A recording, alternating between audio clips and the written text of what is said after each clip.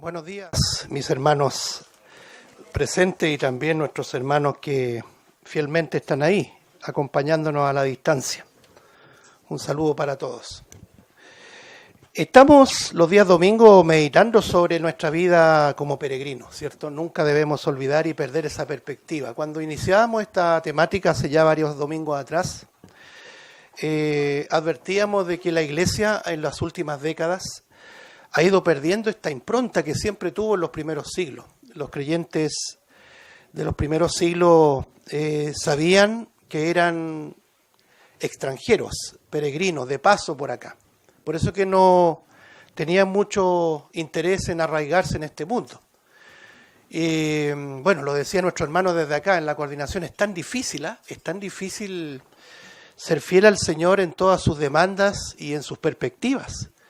¿Se acuerda que cuando hubo necesidad en la iglesia primitiva, el libro de los Hechos lo muestra ahí, dice que los hermanos vendían todo lo que tenían y lo ponían a los pies de los apóstoles y se repartía conforme a la necesidad de los hermanos según la necesidad que cada uno tenía. Es decir, no tenían ningún interés en arraigarse en este mundo. Qué lejos estamos de esa iglesia, ¿cierto? Y ahí es cuando nosotros decimos, claro, la Biblia tiene una consonancia en cuanto a la profecía que anuncia cómo será la cristiandad, lo vamos a decir así en términos genéricos, los que dicen creer en Cristo del último tiempo, una cristiandad preocupada de los intereses terrenales, así será, y por eso es que tenemos que luchar contra eso. Si una pelea debemos dar como iglesia, como asamblea local, es precisamente mantener, perseverar la perspectiva celestial y por tanto nuestra caminata como peregrinos en este mundo. Que el Señor nos encuentre peregrinando, ya no enredados en los negocios de la vida, ya que el Señor nos ayude a todos y cada uno. Nadie queda exceptuado de este llamado, hermanos, porque los tentáculos del mundo, los deseos de los ojos, los deseos de la carne, ¿cierto?, y la vanagloria de la vida, que no provienen de Dios, no obstante son atractivos para nosotros, ¿cierto? Y a veces perdemos la perspectiva y pensamos que podemos lograr la tan esquiva felicidad en este mundo. Pero cuando nos sumergimos en esta temática, que siempre la vamos a estar recordando, empezamos a mirar y a pensar como mira, como piensa el Señor. Estamos de paso, somos peregrinos, somos extranjeros, somos advenedizos. Que el Señor permita que en esta mañana nuestros oídos estén prestos para oír, ¿cierto? Porque en la medida que escuchemos la palabra del Señor, que oigamos con conciencia de lo que estamos oyendo, ¿cierto?, vamos a ir creciendo. Que el Señor nos ayude en eso. La semana pasada hablábamos un poco de la paciencia. La paciencia es algo que no es automático, no es algo que podamos decirle al Señor, Señor, dame paciencia. Ustedes saben muy bien que la Biblia enseña que la paciencia es fruto de las tribulaciones. Las situaciones difíciles que podamos vivir, cualquiera esta sea, paréntesis, el Señor sabe qué cantidad de pruebas nos puede enviar a cada uno de nosotros, porque no todos tenemos la misma capacidad de enfrentar las pruebas. Así que no se preocupe, porque Dios no le va a dar más allá de lo que usted pueda soportar. Por lo tanto, sabemos que la paciencia es producto de las aflicciones. A veces uno como cristiano se pregunta ¿por qué las aflicciones? Las aflicciones son necesarias para nuestro peregrinaje, porque si no existieran aflicciones, si existiera solamente en todas las áreas de nuestra vida prosperidad, pregunta, ¿qué creen que pasaría con nosotros? nos olvidamos del Señor. Un pasaje que siempre recordamos en el Antiguo Testamento al pueblo de Israel, gran lección para nosotros también. Si llegas a tierras, ¿cierto?, a lugares que tú no edificaste y gozas de viñedos que tú no plantaste y cisternas con agua que tú no cavaste y en fin, es decir, cuando llegues a ser prosperado, ¿qué dice el Señor? Cuídate de no olvidarte de Dios. Y en eso estamos todos, hermano, en eso estamos todos. Por eso es bueno pensar como peregrino. Si el Señor nos da un poquito de prosperidad, no pongamos nuestro corazón en esa prosperidad. Porque si ponemos nuestro corazón en esa prosperidad, nos vamos a olvidar de que somos peregrinos. Por lo tanto, nunca olvidemos, hermanos, que las aflicciones son necesarias para no olvidarnos del Señor. Ahí en el proverbio dice, ¿no es cierto?, no me des más de lo que necesito. Manténme del pan necesario. Porque si me das mucho, dice, me olvido del Señor. Y si me das poco, capaz que llegue hasta robar y blasfeme el nombre de mi Dios. Qué sabia es la Escritura, ¿cierto? Eso tiene una enseñanza neotestamentaria. El Señor lo dijo, ¿no es cierto? Teniendo abrigo, teniendo comida, ¿qué más da? ¿Cierto? Mirad las aves del cielo que no siembran ni recogen en graneros y vuestro Padre las alimenta. Pablo decía, teniendo sustento y abrigo, es decir, comida y vestimenta, estemos contentos, ¿cierto? Nada sacaremos de este mundo, así como llegamos, desnuditos, peladitos, así nos iremos de este mundo. Que el Señor nos ayude a entender lo que significa el peregrinaje tan distinto a lo que nos ofrece la cristiandad actual, que está sumida en el engaño. Por más multitudes que ellos se exhiban, ellos están en una carrera totalmente equivocada. Y Dios tenga misericordia. Y creo que el Señor, el llamado final aparece en Apocalipsis capítulo 3 cuando dice, he aquí estoy a la puerta y llamo. El Señor está llamando a la cristiandad final, a la llamada iglesia, que es la iglesia en la Odisea, diciendo, si alguien abriere la puerta, yo entraré a él y él cenará conmigo, es decir, ahí recién se establecerá la comunión. Por lo tanto, qué privilegio tenemos de tener a nuestro Señor Jesucristo en medio de nosotros. ¿Y por qué lo decimos tan fuertemente, con tanta convicción? Porque está su palabra abierta. Y aunque nos cuesta guardarla, sabemos que su palabra es la verdad. Y aunque nos cuesta obedecer, sabemos que esa es la única norma de conducta y de fe. Y eso es garantía de que Cristo está no lejos de nosotros, sino que entre nosotros. Bueno, en esta mañana vamos a hablar, es como que estamos retrocediendo, vamos a hablar de la tribulación precisamente del peregrino, porque nosotros sabemos, hermanos, que la iglesia siempre ha tenido dificultades en este mundo. No hay tiempo en que la iglesia verdadera, no digo la iglesia nominal, la iglesia oficial, la iglesia verdadera, esa que está soterrada, ¿se entiende el término soterrado? Bajo tierra, en lo anonimato, que no nos conoce nadie, siempre tiene dificultades y siempre los va a tener. ¿Y por qué va a tener estos problemas? Porque acuérdense que Satanás es nuestro enemigo, no solamente enemigo de Dios, sino que enemigo de su pueblo. Así siempre ha sido. Y esa tribulación momentánea nos permite mirar con mucha ansia, aguardar, como dice la Escritura, con mucha ansia, las promesas venideras, esa esperanza de gloria que el Señor nos prometió y que la va a cumplir, hermano. Y en cualquier momento esto va a ser un despertar a la gloria, imagínense ustedes. Así que estamos esperando lo mejor, no el avivamiento, no la prosperidad, no. Que Cristo nos venga a arrebatar, ¿cierto?, a trasladar a las mansiones celestiales. Vamos a meditar un poquito en las tribulaciones del peregrino. Es muy necesario. Vamos a abrir nuestra Biblia en Hechos capítulo número 14, por favor. Vamos a iniciar por ahí. Ya la semana pasada, mientras lo buscan, Hechos capítulo 14, mencionábamos algo que es muy repetitivo en esta iglesia. La secuencia del peregrino, así la ha llamado para que nunca se nos olvide. La tribulación produce paciencia, la paciencia prueba, y la prueba ¿qué? Esperanza. Imagínense esa palabra no estuviera. Ya hemos leído varios pasajes, en esperanza fuimos salvos. es decir, y una esperanza invisible, porque si la vemos hay que esperarla. ¿Se acuerda que lo decía Pablo a los romanos? Pero como no la hemos visto con ansias, la aguardamos, la esperamos con ansias. Es como cuando uno va transitando, no sé si alguna vez usted ha hecho una excursión, una caminata. ¿Y a qué hora voy a llegar a la cima o voy a llegar al refugio donde me está esperando un refresco, un tiempo de descanso? Esa es la vida del cristiano.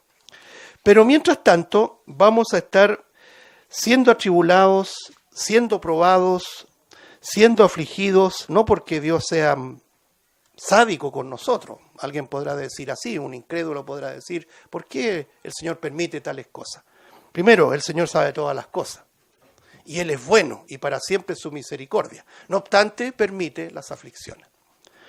Quiero que leamos juntos, hermanos, Hechos capítulo número 14, versículo 21 en adelante. Dice así, Hechos capítulo 14, versículo 21. Y después de anunciar el evangelio a aquella ciudad y de hacer muchos discípulos, volvieron a Listra, a Iconio y a Antioquía, confirmando, versículo 22, los ánimos de los discípulos, exhortándoles a que permaneciesen en la fe y diciéndoles, note esta frase, es necesario que a través de muchas tribulaciones entremos en el reino de Dios. Versículo 23, y constituyeron ancianos en cada iglesia, y habiendo orado con ayunos, los encomendaron al Señor en quien habían creído. Señor bendiga su palabra. Solamente quiero desarrollar de manera puntual este pasaje en el contexto que está. Todos sabemos que el Señor usa a Pablo como un rabino de tomo y lomo. Era un judío no prosélito, es decir, no alguien que se hizo judío, sino que nació en el linaje de Israel, de la tribu de Benjamín, y el Señor lo convirtió y lo volvió cristiano. Imagínense lo que significa que un judío renuncie, deje sus tradiciones, su religión y se vuelva cristiano. Ese es un milagro que solamente lo puede hacer el Señor. Y este es ex Saulo de Tarso, que pasó a llamarse Pablo, fue un gran misionero, si usamos esa palabra. El Señor lo usó para fundar muchas iglesias en Asia Menor, en Macedonia, en parte de Europa, en fin, ahí está este Pablo sembrando la semilla del Evangelio, fundando iglesias. Que dicho muy de paso, es bien interesante esto, usted no va a encontrar ninguna iglesia de aquellas. Usted dirá, ¿y qué quedó de la iglesia en Éfeso? ¿Qué quedó de la iglesia, no sé, de las iglesias de Galacia, que actualmente es Turquía? ¿Qué quedó de Tesalónica, de Colosas, en fin? Hay ruinas, no hay nada de eso. Y uno podría decir, erróneamente, bueno, el cristianismo fracasó porque toda esa zona fue arrasada por el paganismo, los musulmanes, en fin. Pero ahí es donde viene la enseñanza bíblica. El cristianismo no es una institución, no es una iglesia que perdura ahí esas ruinas de iglesias que llevan siglos. No es la arquitectura. La iglesia es un movimiento. Y el movimiento hasta el día de hoy, año 2026, sigue perdurando. Porque la iglesia es más que un edificio, es más que una institución. Entonces todo lo que predicó Pablo todavía permanece. Y gracias al Señor que tenemos la tremenda enseñanza de Pablo para nosotros, siglos después que él vivió todo esto. Ahora, en esa perspectiva de misión, de ir a predicar el Evangelio y fundar iglesia, era un apóstol. Pregunta, ¿fue un camino fácil para él?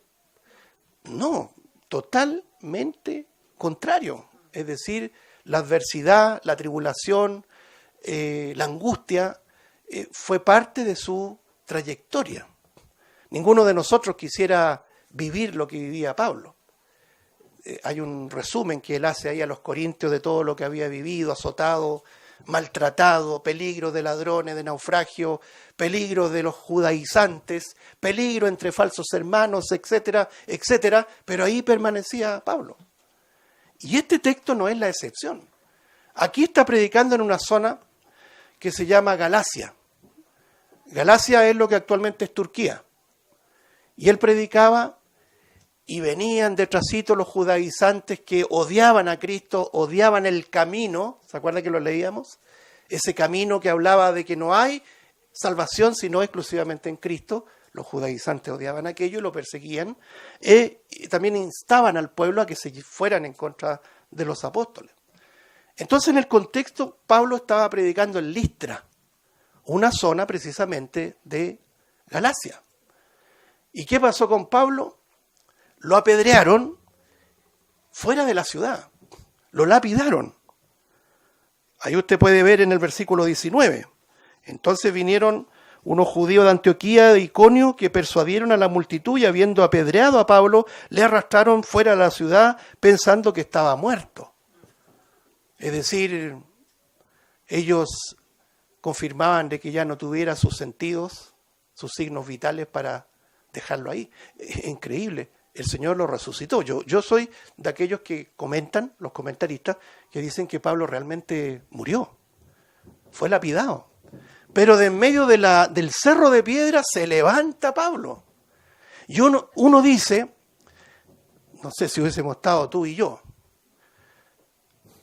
arranco para otro lado, ¿ya? Soldado que arranca sirve para otra guerra, dicen por ahí. ¿Sabe lo que hace Pablo? Vuelve a entrar en Listra, obstinado por el Señor. Si tuviéramos una pizquita de esa, comilla, una pizquita de esa obstinación por el Señor. Nuestra vida es muy cómoda, hermanos. Y como por ahí rondean las moscas diciéndonos, el cristianismo es placer, el cristianismo es gozo, es pasarlo bien, es que todo te vaya bien. Ah, verdad, si algo tienen razón. Y uno muerde ese anzuelo. Pero volviendo a estos estudios, que es la palabra de Dios exclusivamente, uno dice, no debe ser así. Si no tenemos padecimiento, si no tenemos lucha, es porque no somos de las filas de Cristo. Pablo le decía a los filipenses que se nos ha concedido no solamente que creamos en el Señor, sino que también padezcamos por Él. Y eso es muy importante, padecer por Él. No padecer por nuestra irresponsabilidad o por nuestra necedad o por nuestra desobediencia, porque hay muchos que padecen por sus malas decisiones y por su desobediencia y dicen, bueno, el Señor me está probando. No, eso no es una prueba, no es un trato con el Señor. Esas son las consecuencias de nuestra propia desobediencia. No debe confundirse. Pero el cristiano que procura servir a Cristo con fidelidad va a tener aflicciones, va a tener persecución. Entonces Pablo entra en Listra nuevamente y ¿sabe lo que hace Pablo? En lugar de rezongar y decir, esto está todo mal, no sé qué está pasando, si somos cristianos. Yo entendí, estoy haciendo una retórica, yo entendí, diría Pablo, que el evangelio era prosperidad, alegría y plenitud. Pero él les dice, es necesario, versículo 22, segunda parte, es necesario que a través de muchas tribulaciones entremos en el reino de Dios. Entonces, vamos aprendiendo que el cristianismo no es lo que nos dijeron que era. Cuando Pedro y Juan comienzan, antes que Pablo, ¿cierto?, a predicar en el inicio de la iglesia, ¿sabe lo que obtuvieron de los judíos, de los mismos de los judaizantes? Oposición. Los llevaron al concilio, los amenazaron. Capítulo 4 de Hechos está ahí. Y después que los amenazan, los sueltan y se van a comentar a la iglesia lo que había pasado, lo que los judaizantes le habían hecho. ¿Y qué hicieron los hermanos? Los hermanos que lo escucharon, oraron al Señor. Qué importante eso, antes del rezongo, oremos al Señor. Y oraron al Señor de una manera tremendamente ilustrativa para nosotros, pedagógica. Soberano Señor, dijeron. ¿Se acuerdan? Soberano Señor, es decir, reconocían que Él permitía todas las cosas, aún la adversidad, aún la tribulación, haciendo lo bueno que era predicar el Evangelio. Y clamaron al Dios soberano y llegan a decir ahí, eso usted lo revisa en la casa, estoy seguro que va a ser así. Señor, ahora mira las amenazas de los judaizantes. Mira cómo los amenazan. Pero ellos descansaban en el soberano porque sabían que Dios es el que permite todas las cosas. El profeta Amós dice, ¿hay algo que ocurra en el mundo, en la ciudad, que Él no haya permitido? Las cosas buenas, las que nos hacen reír, las cosas malas, las que nos hacen llorar, son permitidas por un soberano Dios. Esa es la gran diferencia, hermano, de creer en un Dios de la religión a creer en el Dios soberano de la Biblia. Por eso uno cada vez se va desapegando más de la institución, de la religión, y se va aferrando más y más y más al Dios de la Biblia y exclusivamente de la Biblia. Un Dios que piensa y actúa de manera muy distinta a la del Dios de la religión. Entonces, vamos viendo que la tribulación es parte del itinerario del peregrino. Aflicciones, adversidad, angustia, y como ya lo hemos dicho, todo aquello produce paciencia para seguir adelante. Quiero que observemos algunos pasajes, hermanos, de la tribulación. Primero, lo que enseñó nuestro Señor Jesucristo, porque hoy día se enseña que Cristo tiene un plan para ti, tiene alegrías para ti, tiene promesas temporales, terrenales, felicidad. Parece repetitivo lo que digo acá, pero se nos olvida rápido. No, el mensaje de Cristo fue muy distinto. Vámonos a Mateo capítulo número 10, por favor. ¿Cómo instruyó a sus apóstoles, a los discípulos que serían sus apóstoles respecto a esto? Lo digo en primera persona. Una de las cosas que le pido al Señor que me cierre un oído para que entre por uno y no salga por el otro. A veces ocurre que se nos olvida ligerito todo esto. Mateo capítulo 10, versículo 16, dice así. Mateo 10, 16. He aquí yo os envío como a ovejas en medio de lobos. Ese es el hábitat, ¿ah? Es donde nos vamos a desarrollar. Este mundo es un mundo de maldad, hermano. El Señor nos envía en medio de lobos. Usted sabe que el lobo a veces no tiene hambre, pero mata por matar. Es sediento de sangre. Es decir, es una expresión de voracidad, es una expresión de algo insaciablemente malo. No obstante, vemos nosotros que el Señor también más adelante dice que, veamos lo que dice acá en el versículo 16, sed pues prudentes como serpientes. La serpiente también es un animal puesto con muy poco prestigio en la Biblia, la serpiente antigua, generación de víboras, etc. Pero aquí está resaltando de manera positiva la prudencia de una serpiente. La serpiente no ataca compulsivamente, sino que analiza la situación, la discierne, si lo pudiéramos decir de esa forma. Entonces el Señor nos dice, yo los pongo en medio de lobos, ¿cierto? Sed prudentes como serpientes, no compulsivos. Es decir, traer todas las cosas a la luz de la palabra de Dios antes de actuar. Pero también dice sencillos como palomas, es decir, dependientes, tímidos, sabiendo que nuestra condición es muy frágil.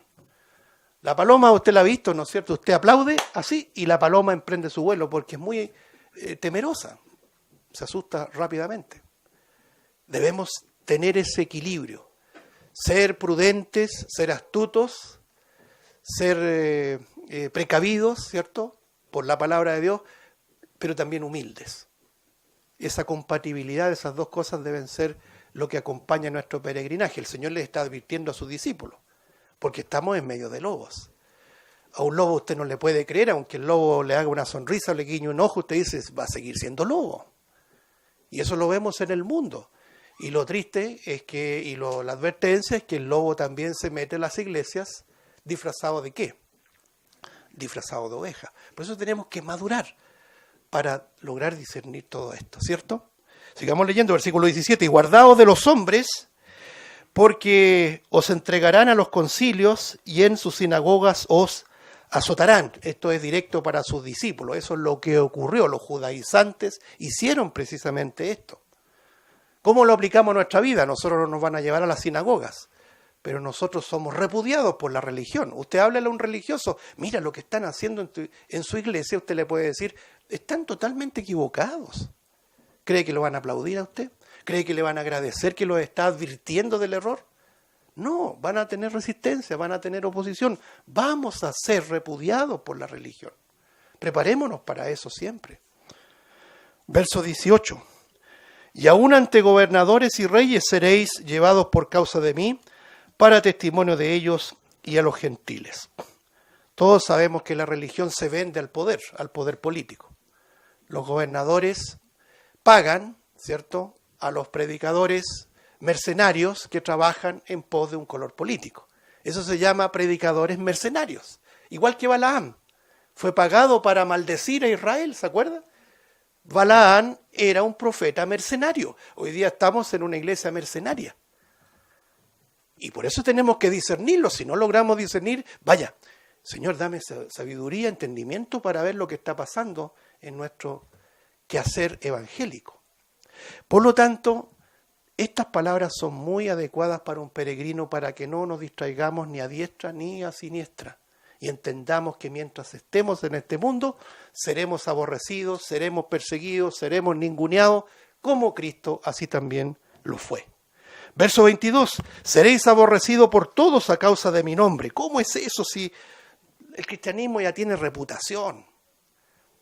Yo me acuerdo alguna vez los evangélicos pedían participar de las capellanías, que le llaman los capellanes que bendicen las armas en las Fuerzas Armadas, porque en ese tiempo habían solamente curas. Y los pastores, que quieren estar atrasito, igual que su madre la Iglesia Católica, bueno, y nosotros los pastores también podemos hacer eso. Y peleaban por esa igualdad, en lugar de empaparse de lo que Cristo enseñó. Bueno, no sé si usted iría a bendecir tanques, armas y misiles y bombas letales en el nombre de Cristo. Eso hace el cristianismo que no es cristiano. No sé si se entiende, hermano. No sé si discernimos lo que está pasando. Hace unas semanas atrás hablábamos un poco de lo que está pasando en los Estados Unidos con este presidente. Esto no es política lo que digo, por favor no se vaya por esa rama, porque si no, no va a sacar provecho o no vamos a sacar provecho. Lo que quiero señalar que este gobernante de los Estados Unidos actual se presume que es cristiano. Y todos los que lo rodean son evangélicos, mercenarios, pagados para que bendigan al que está como presidente de turno.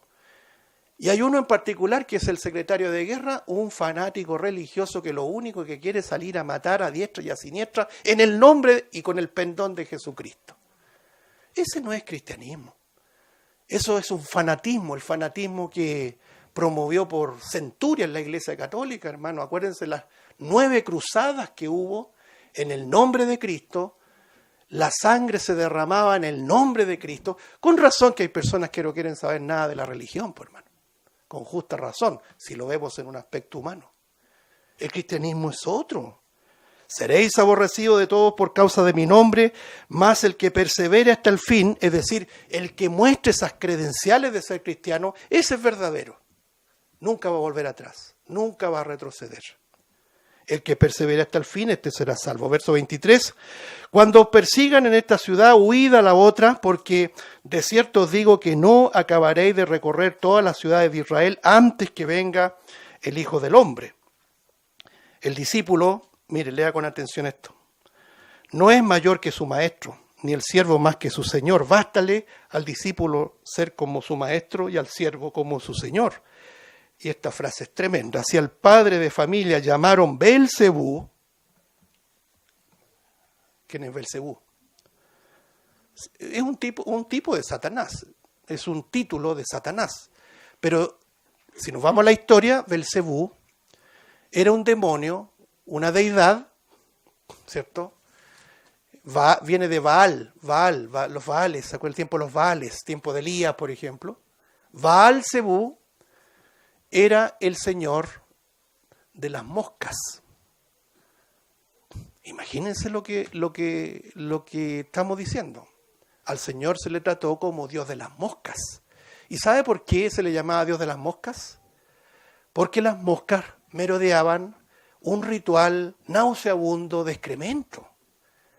Un ritual que precisamente Israel cayó en aquel. Sí, hubo mucho juicio de parte de Dios por esa rebeldía y apostasía de Israel, hermano. ¿Cuánta miseria ha tenido que ver nuestro Dios? Por eso que uno raya para la suma, es decir, conclusión final, si no es por gracia, estamos todos perdidos, hermano. ¿O no crees tú que tus miserias y las mías todavía están por ahí? Claro que sí.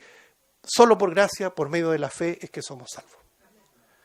Y al Señor le trataron de Belcebú y nosotros queremos ser aplaudidos. Queremos ser reconocidos por el Estado. Mira que son buenos los evangélicos, así que los vamos a poner en cargos de poder. Si nosotros amamos el poder, es porque hemos renunciado al carácter de Cristo. Si a vuestro maestro, a vuestro Señor, a nuestro Señor, digámoslo ahora, llamaron Belcebú, ¿cuánto más a los de su casa?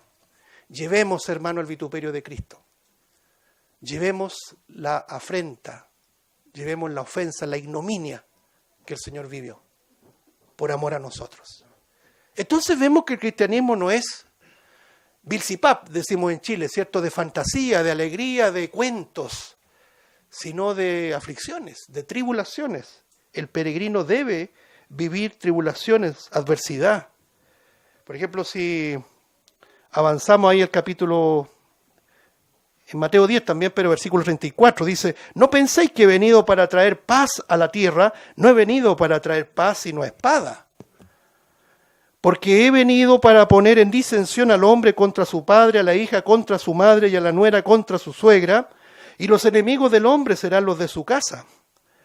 El que ama a padre o a madre más que a mí no es digno de mí. El que ama a hijo o a hija más que a mí no es digno de mí.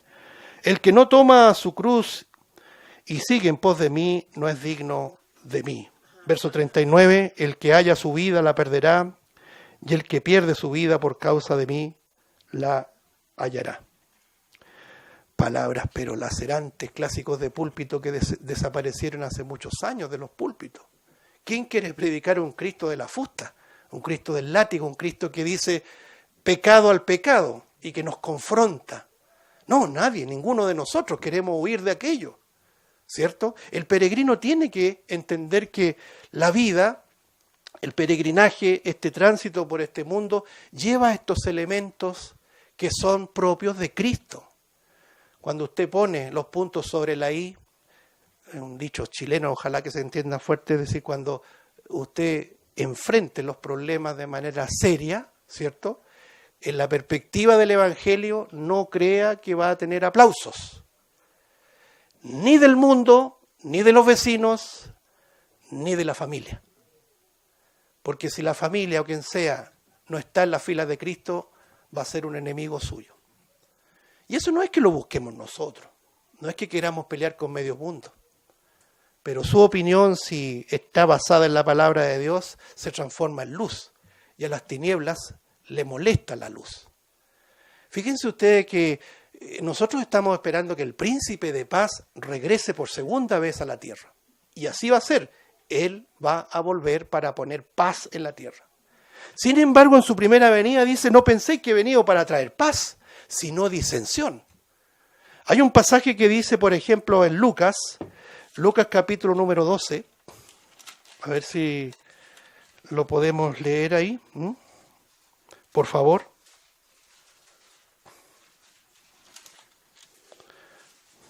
Mire, no sé si detenerme en cada pasaje porque empezamos a profundizar y así debe ser, ¿cierto? Lucas capítulo 12, verso 49, lea usted lo que dice. Este es Cristo. Este es el referente número 1 para nuestro peregrinaje. Fuego vine a echar en la tierra, ¿y qué quiero? Si ya se ha encendido. Esta frase se predica poco, yo nunca tampoco frecuentemente la he visto, salvo algunos predicadores por ahí aislados que lo he escuchado por años, han citado este texto. Vine a echar un fuego en la tierra, ¿y qué quiero? Si ya se encendió. El fuego se encendió, el Evangelio es fuego. No es lo que hoy día se enseña como Evangelio, sino que es un fuego que indica juicio, pero a su vez salvación. La paga del pecado es muerte. No hay otra sentencia que el Evangelio pueda entregar a nuestro pecado. La paga del pecado es muerte. Pero, o más, la dádiva de Dios es que vida eterna en Cristo Jesús, Señor nuestro. Romanos 6:23. El Señor nos advierte que con su primera venida Él no vino a traer paz, sino viene la verdad que confronta el pecado del ser humano. Vine a echar fuego y ya se encendió. ¿Qué puedo hacer? Es una retórica de Cristo para que entendamos que el Evangelio o se traduce en una bendición y una alegría para nosotros, gozo para los oyentes, o en un infierno para los incrédulos. ¿Se acuerda de Esteban? Esteban antes de morir dio testimonio de su fe y había unos que rechinaban los dientes, no lo soportaban porque hablaba la verdad. Mire Lucas capítulo 12, verso 50. De un bautismo tengo que ser bautizado. Todos sabemos a qué se refiere con esta palabra bautismo. Él ya se había bautizado en el bautismo de Juan. No se está refiriendo a ese bautismo, no se está refiriendo al agua. Se está refiriendo a la tarea, a la misión que Dios le dio, que era la cruz. Ya no había vuelta atrás. Dice, y cómo me angustio hasta que se cumpla. Este tipo de angustia no quiere decir que él estaba claudicando, sino que esperaba ese momento. Nunca olvidemos que Cristo esperaba su muerte con gozo, algo que no lo podemos entender. Con gozo esperaba morir. Verá el fruto de la aflicción de su alma, dice Isaías 53, y ahí quedará satisfecho. Versículo 51, Lucas 12, 51. ¿Pensáis que he venido para dar paz en la tierra? Os digo, no, sino disensión. Porque de aquí en adelante 5 en una familia estarán divididos, 3 contra 2, 2 contra 3, estará dividido el padre contra el hijo, y el hijo contra el padre, la madre contra la hija contra la madre, la suegra contra su nuera, la nuera contra su suegra. ¿De qué estamos hablando aquí, hermano? Parece una contradicción, porque el mundo nos dice, el cristianismo es amor, el cristianismo es unidad, no es discordia. Pero la verdad, cuando no se acepta, cuando no se acata, ¿qué produce? Produce división, produce separación. Y los peregrinos tenemos que estar dispuestos. No es fácil, no es agradable, pero es parte consustancial de nuestro peregrinaje. Hay muchas veces separaciones, tristezas por separaciones, divisiones familiares, producto del pecado. Uno dice, pero ¿cómo podemos solucionar eso? Uno dice, simple, con el perdón, con el amor. Pero siempre decimos, el perdón es recíproco. Pedir perdón, aceptar el perdón es reconocer en qué he fallado, en qué hemos fallado. Ahí se solucionan los problemas, pero sabemos que la Biblia nos enseña que somos duros de corazón. Por eso que insistentemente el Señor dice, si oyereis hoy su voz, no endurezcáis vuestros corazones. Por ejemplo, en el Evangelio de Juan, capítulo 16, nos encontramos con este otro texto también que nos advierte. Juan capítulo número 16, versículo 20 al 22 dice lo siguiente. De cierto os digo que vosotros lloraréis y lamentaréis, y el mundo se alegrará. Deténgase allí. ¿Le ha pasado a usted, como dice el salmista en el Salmo 73, tuvo envidia de los arrogantes, de los impíos, porque su vida estaba más próspera que la mía? ¿Se acuerda ese salmo? Él reconoce que se equivocó, que estaba en un desliz, en una baja espiritual. Y cuando uno está en una baja espiritual se pone a mirar en sentido horizontal y empieza a mirar a sus pares, empieza a mirar al vecino, empieza a mirar a un compañero, qué sé yo, y ve que a veces la gente del mundo está más gozosa y plena que nosotros que somos cristianos. Entonces, ¿cómo contrarrestamos esa aparente contradicción? Con las palabras de Jesús. Vosotros lamentaréis, lloraréis, porque esto es parte de nuestro peregrinaje. Vosotros lamentaréis, lloraréis, y el mundo se alegrará, pero aunque vosotros estéis tristes, vuestra tristeza se convertirá, futuro, se convertirá en gozo. Esa es la esperanza que nos alimenta y nos consuela, ¿o no es así, hermanos? Verso 21. Pone un ejemplo. A propósito, una hermana que está ya en tierra derecha, ¿cierto? Un par de meses más, va a dar a luz. La mujer cuando da a luz tiene dolor, porque ha llegado su hora. Pero después que ha dado a luz un niño, Ya no se acuerda de la angustia por el gozo de que haya nacido un hombre en el mundo. También vosotros ahora tenéis tristeza, pero os volveré a ver y se gozará vuestro corazón y nadie os quitará vuestro gozo. Amén. Hasta ahí la lectura. Bueno, esto que acabamos de leer lo saben las que han sido madres, ¿cierto? Uno se imagina, dice que el dolor de parto es uno de los dolores más fuertes e intensos que debe experimentar un ser humano. Ustedes, las que han sido madres, a propósito del día, ¿cierto?, saben de lo que Cristo está hablando. Llevándolo a la relación de cristianos como peregrinos, luchamos, sufrimos, derribados pero no destruidos, tristes, pero seguimos adelante. ¿Por qué? Porque sabemos que un día nuestra tristeza se convertirá en gozo. Miren lo que dice en el versículo 33. Este pasaje lo citamos mucho nosotros. Estas cosas os he hablado para que en mí, no en el mundo, en mí tengáis, ¿qué cosa? Tengáis paz. En el mundo tendréis aflicción, pero confiad, yo he vencido al mundo. No cabe ninguna duda, hermanos, la enseñanza de Cristo es advertir a los que son suyos, no al mundo, a los que son suyos, de que el caminar con Cristo, de que el camino del Evangelio es un camino de padecimiento, es un camino de tribulación, es un camino de aflicción, de adversidad y muchas veces de angustia. ¿Y que cómo salimos de aquello? Mirando la promesa venidera. Yo quiero ver unos ejemplos de iglesias que padecieron. Por ejemplo, en el capítulo número 2 de Apocalipsis, por favor, quiero ver dos ejemplos que se citan acá para ir avanzando.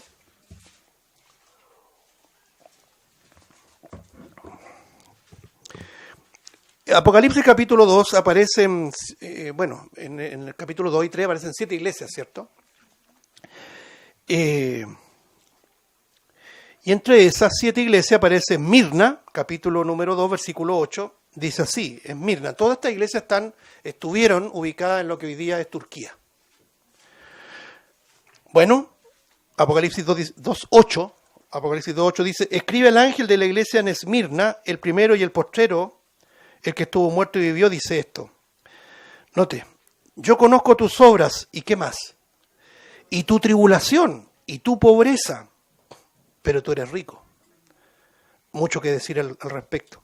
Y la blasfemia de los que dicen ser judíos y no lo son, sino sinagoga de Satanás, los judaizantes, los que se ponen el ropaje falsamente de lo que es, en este caso, la religión judía. Verso 10, no temas en nada lo que vas a padecer.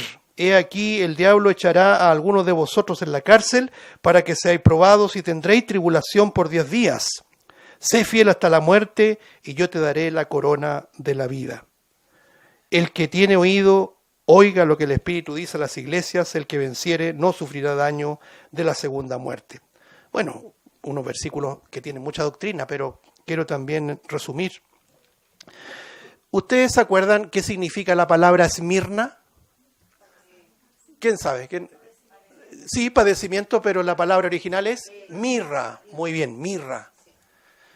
¿Y se acuerdan lo que los magos de Oriente le trajeron al Señor? Oro, incienso y mirra, que tiene que ver con el ministerio de Cristo, ¿cierto? Lo hemos dicho.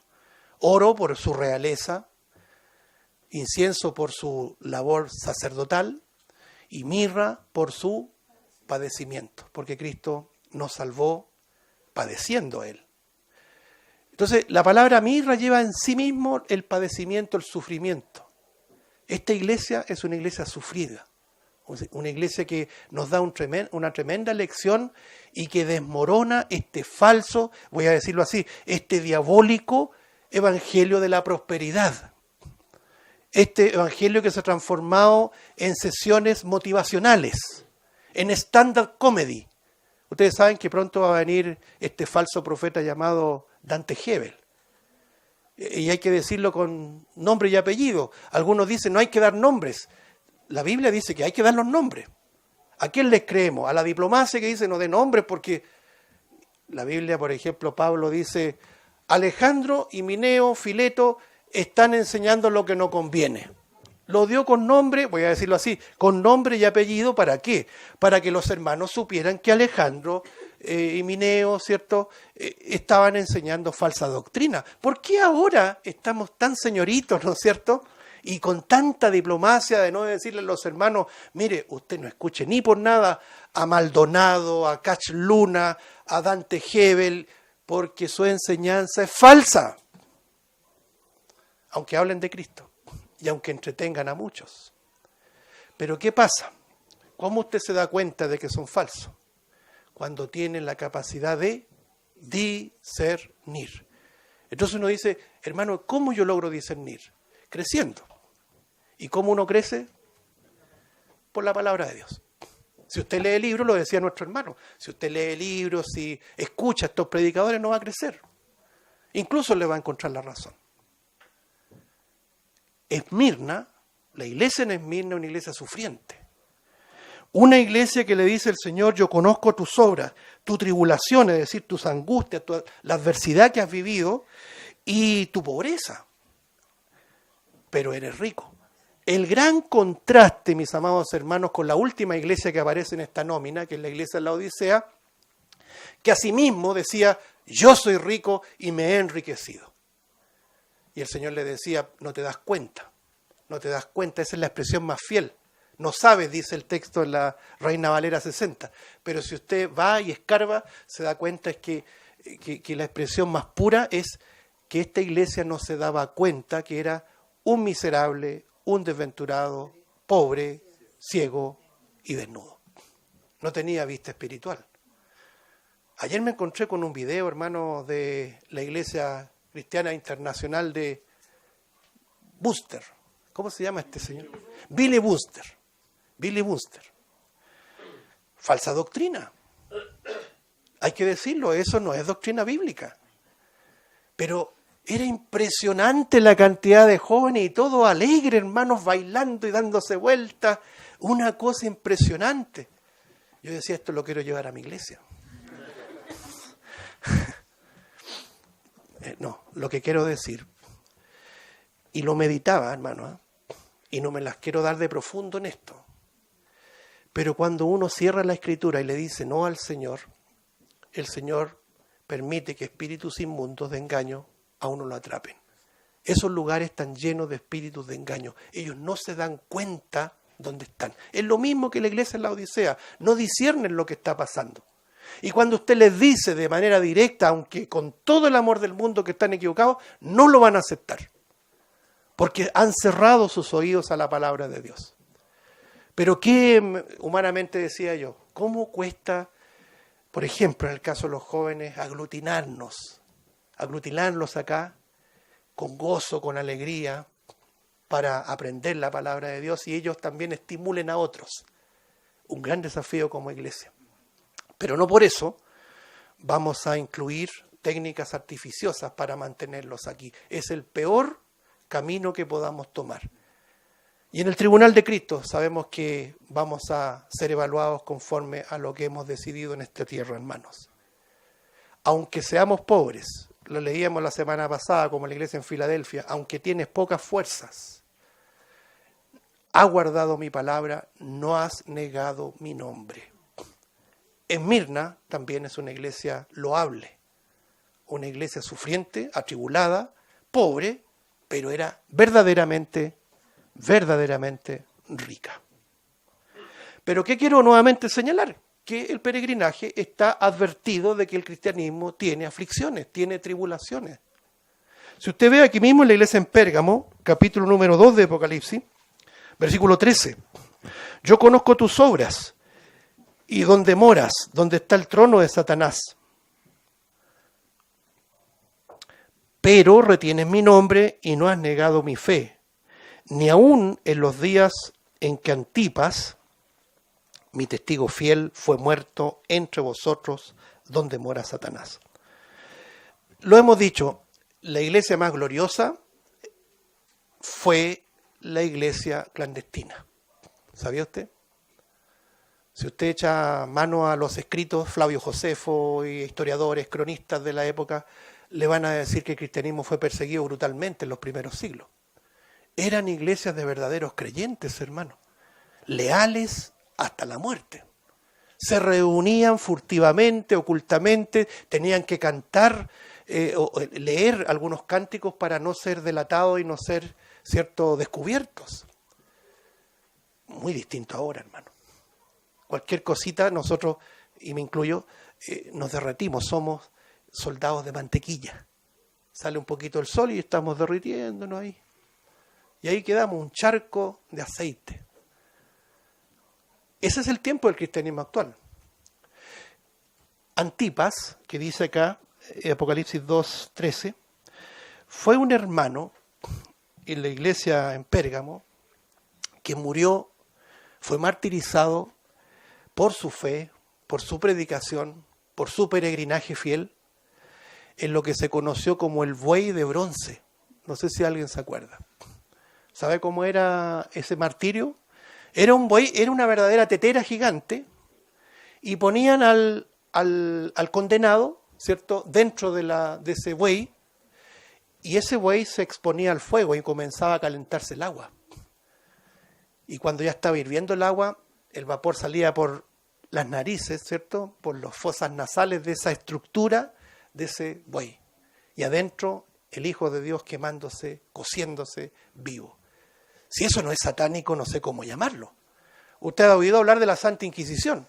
La Santa Inquisición que nace en la mente de un señor llamado, entre otros, Agustín de Hipona, ratificado en un tal Domingo de Guzmán, hoy día elevado a los altares, hermano. ¿Qué cristianismo es ese? Y en las iglesias eso no se habla. Al contrario, se alaba, ¿cierto?, a estos hombres con mentalidad fanática de matar disidentes porque no seguían el cristianismo que ellos creían que era el cristianismo. Entonces este Antipas es muestra de ello. Diabólico absoluto, hermano. Nosotros no hemos padecido nada. Imagínense, hoy día estuvieran quemando cristianos. Estaríamos debajo de la cama, escondidos, hermano. ¿Cree que estaríamos acá?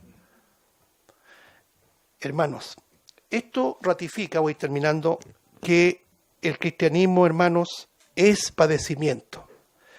Pablo advirtió de las aflicciones, las tribulaciones, que el Dios de toda consolación nos consuela en nuestras tribulaciones, que a veces estamos derribados, pero no destruidos, que a veces tenemos problemas económicos. Dice la Escritura que los hermanos en Macedonia era una región de Grecia, donde habían iglesias conocidas como Filipos, como Tesalónica, como Berea, era la región superior de Grecia, eran espirituales, pero profundamente pobres.